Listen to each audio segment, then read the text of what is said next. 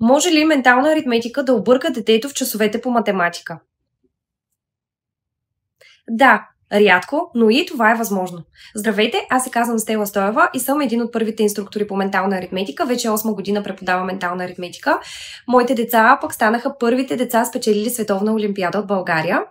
И днес ще поразсъждавам на този въпрос, който вълнува повечето от родителите и винаги ми е бил задаван на безплатните пробни уроци, които организираме. Научно доказано е, и аз го виждам в годините, че децата, трениращи ментална аритметика, са по-концентрирани, по-успешни и по-уверени в училище по всички предмети.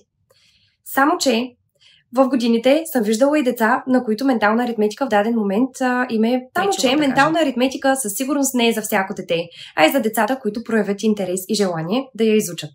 Също така, през годините съм се запознавала с деца, които се е оказало, че в даден момент менталната аритметика им е пречила в училище. Защо и как? Ментална аритметика, децата се учат да смятат ментално чрез въображението много бързо задачите.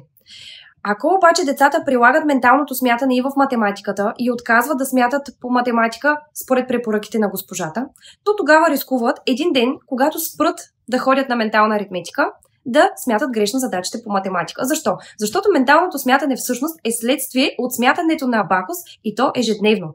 И когато в един момент спрем да правим тази 10-минутна ежедневна тренировка на ден с абакуса, то тогава и менталното смятане започва да се размива. И както сме смятали бързо и без грешна задача ментално, така спрем ли тренировките на абакус, в един момент ще започнем да допускаме грешки. Точно и такава обратна връзка ми бяха казали няколко майки на деца през годините. Техните деца са смятали в часовете по математика само ментално и така в един момент, когато са спрели да ходят на ментална аритметика, са започнали да допускат много грешки в математическите изчисления. Това е така, защото са спрели да тренират с абакус и менталното смятане в един момент е спряло да им се получава. Затова обръщам внимание.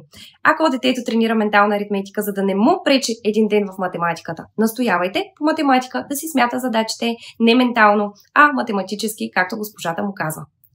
Надявам се с това видео да съм ви била полезна.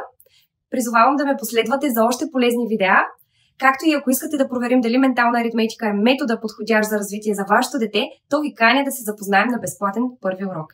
До скоро!